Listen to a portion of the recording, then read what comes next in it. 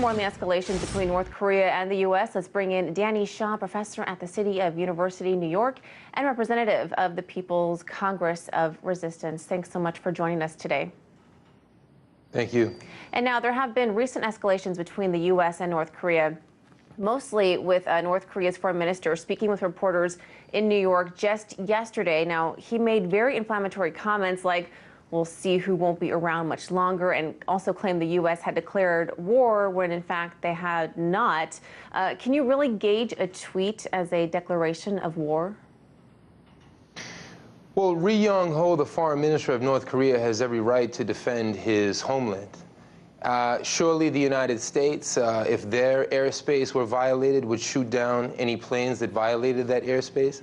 The U.S. has set up no-fly zones over Iraq, over Libya, which is a clear violation of international law. So I think it's important to see who the aggressor is in this situation. And the North Koreans, even according to the Joint Chief of Staff who released a statement today, are merely trying to protect their country.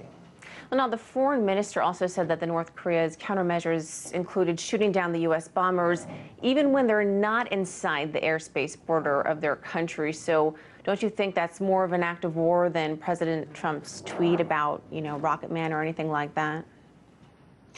The North Koreans are looking to the UN. They're looking to the Russians, the Chinese. They're looking for multilateralism. But when the North Koreans have to stand on their own, what can they resort to but self-defense?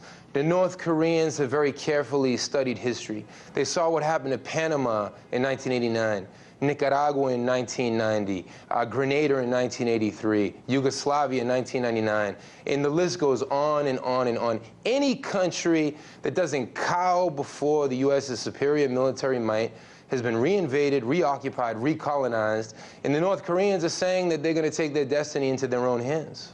Now let's talk about the recent sanctions the UN Security Council unanimously approved.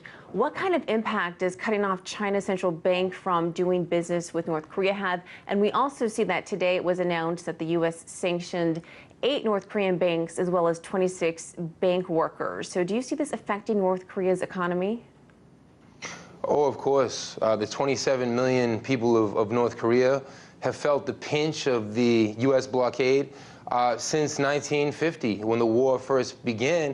And I think it's important to review that history. This has been an unceasing war against the Korean Peninsula's self-determination. And the South Koreans don't want the THAAD missile system and the 30,000 U.S. troops there as well. So the sanctions, the threats, the continued occupation of both sides of the 38th parallel are clear violations of Korean sovereignty, and the sanctions form a big part of that.